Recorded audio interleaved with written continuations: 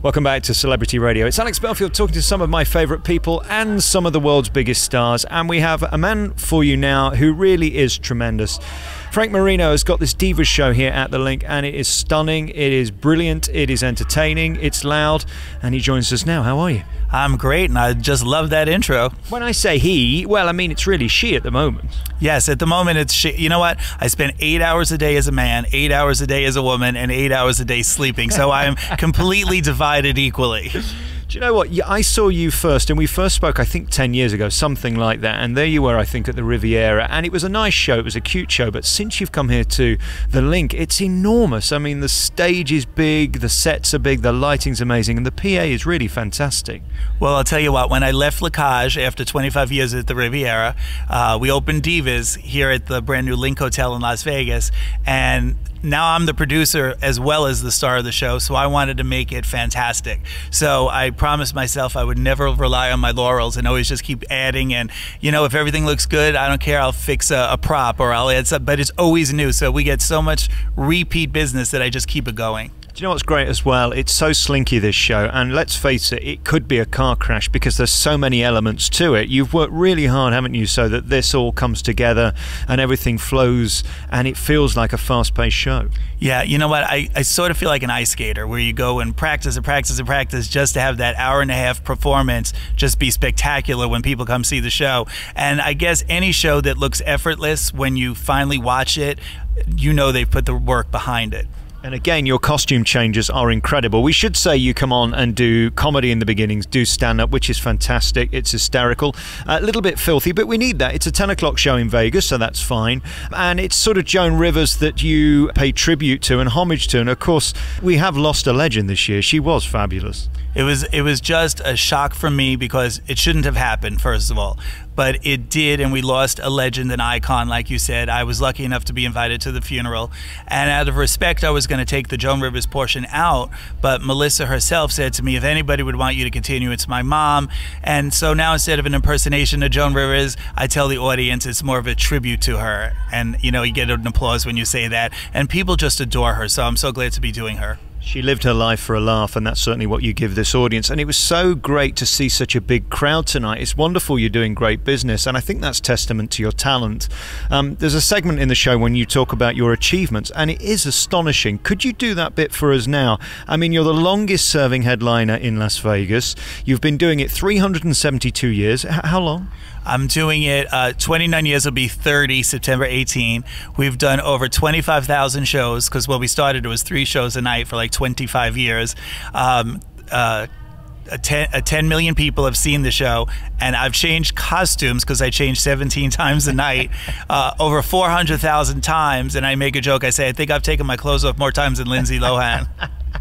What is it like being you? Because, I mean, you do live this strange life where one minute you are Frank and then the next minute you're this diva on stage and you're owning it and you're courageous. It must be odd sometimes when you look in the mirror because you are two very different people. Yeah, it's really strange.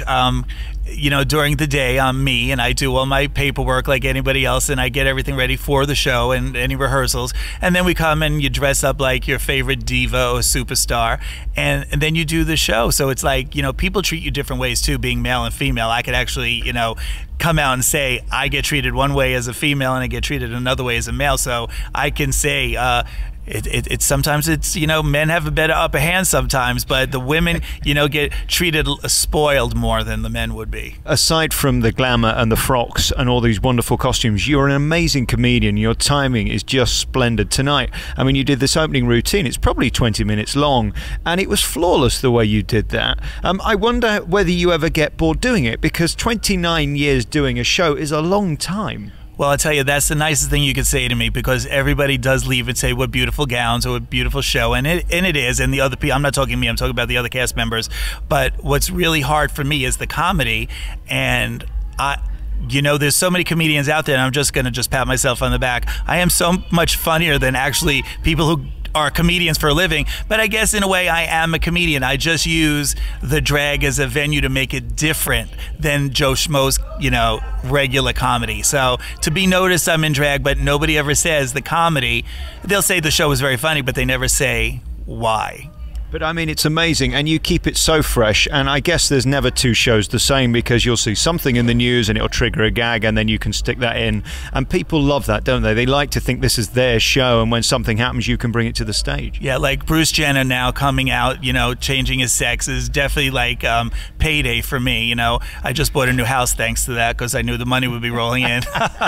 But you asked earlier if I ever got bored, and I got to tell you, after we had 9/11 in America, and so many people got laid off from their jobs and started doing things they didn't like. So to be lucky enough to be in a job where I love doing what I do, I will never complain about it again, because I should just see what other people are going through. It's not even a money thing. It's looked down upon sometimes, you know. So to be able to have the balls, and you have to have balls to do it, to get out there and actually do it and make a name for yourself. You know, it was really like vaudeville, you know, and we took it into Las Vegas, and it's the longest running show. So that alone just says something. And the costumes, the frocks, I mean, they are splendid. We're stood here looking at this. What does this cost, and where do you get them made? You can't just buy it in Marks and Spencer's or somewhere like that, can you? I'm lucky enough that the designer Bob Mackie, who actually works for Cher and Diana Ross and all those big stars, actually does a lot of my costumes. So they're spectacular, and they're expensive. They're like $10,000 to $15,000 a piece, and that's probably my biggest expense next to lipstick. And we should say this show isn't all about you, although you are the star of it. You've got some amazing dancers in it, and you've also got these characters that come on and bring to life so many of our love stars, and you do it in an affectionate way. You're not mocking Lady Gaga or Tina Turner. You're just sort of accentuating their oddness, which, I mean, they are. Cher is a strange act. Right.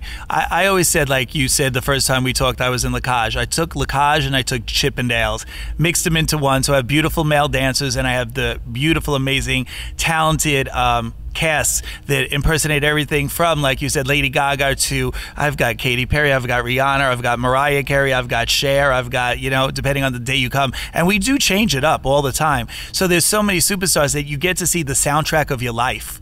So when I look out, I see everything from prom kids to senior citizens, because there's something for everybody. And I did that on purpose, so that this would be a broad spectrum show that people would come in and see and come back again. And what's fascinating is your crowd. I mean, there are old people, there are young people, there are gay people, there are butch straight men who just walked past me and said, "Oh, I told my wife about this." It's amazing how you have such a cross gender of people. Yeah, you know, I always knew when we got here. People say, "Did you know you'd last that long?" And I got to be honest, I did know, because what take me out of it, I just knew it was such a great show and concept that America would love it. And not even America, we get people from all over the world. You know, every night is Europe, Australia, you name it. And what I do like about our European audience is that they respect their elders, like the Diana Ross and the Cher and the, you know, people like that, and the Madonnas. They're getting up there, but they get more respect in Europe, where we always want the new thing. And we have Britney, you know, we have but you got to keep those. I keep a little bit of the old, a little bit of the new, and never do too much of only one thing. I think you've timed it perfectly, this show. To see you shine as a comedian is wonderful in the beginning, and then to see the stars through the show that you introduce come on and have this great sound system as well, pump out these tunes, because it's a rock concert, this show. That's what it is. Actually, it's just one big party. People go to other tribute shows, you see like 2 or 3 characters. We do 17 characters a night, and if there's somebody on that you don't particularly love, there'll be somebody next that you probably do love, because we just pick the best stars out there, and we just do their most fun music. And, you know, everybody's tapping their foot and, you know, banging on the table, doing some table dancing, you know, and we have just as much fun as the audience does, and I guess that shows some nights. And you do come amongst us. I mean, we can be part of the show if you're lucky. Yes, and I tell you what, some of the characters come into the audience and people get to see them up close and still go, "Oh my God, I can't believe that's a man." It is incredible, and you do pinch yourself sometimes. Congratulations on being you, and what an amazing career. I mean, 29 years in any job is remarkable, but to be doing it in Las Vegas particularly, even the biggest come and they go, don't they? It's a strange town, and you've seen it sort of evolve from this provincial, wonderful, historic thing of the Sinatras to this sort of multi-conglomerate business that it is now. Yeah, I drive down the strip when I'm coming to work every day, and you see like names fall off marquees, and it's very sad because these are people you grew up with, you know. But it's a town that keeps changing, and if you don't change with the times, it's going to change without you. So you have to just be on it, and I can never rest on, you know, what I've done in the past. I have to just see what I'm doing in the future, and even if things are great, just start working on what we're going to do tomorrow. So it's a lot of work. Vegas is very fickle, and so far, knock on wood, we've survived it. You're such a talent, and I recommend this show highly. Divas by Frank Marino is here at the Linq. It's this new property. It's got the big wheel behind it, and go on that as well. It's extraordinary, that wheel, isn't it? Yes, that high roller. Actually, I went on it once, but I have a big fear to be on it, and God forbid you have to use the restroom. You're going to have to jump out, and you got no other choice. So I did it the one time for my promo picture, but everybody loves it. They're having a great time on it, and that's the way you get to be noticed, because all I have to say is, like you just did, it's the big high roller Ferris wheel. You can't miss us. And again, scale in Las Vegas. It doesn't look that big, but when you get on it, it really is enormous. It is the best way to see the city. If you want to see the whole thing in one shot, you don't have to spend the money on those helicopters. This thing will take you high enough that you see it all. Thank you so much for your time today. Congratulations on this amazing year. 30 years in show business is fantastic, and to do it here in Las Vegas is a true testament to your talent. Great to talk to you again. Thank you. It was great being here.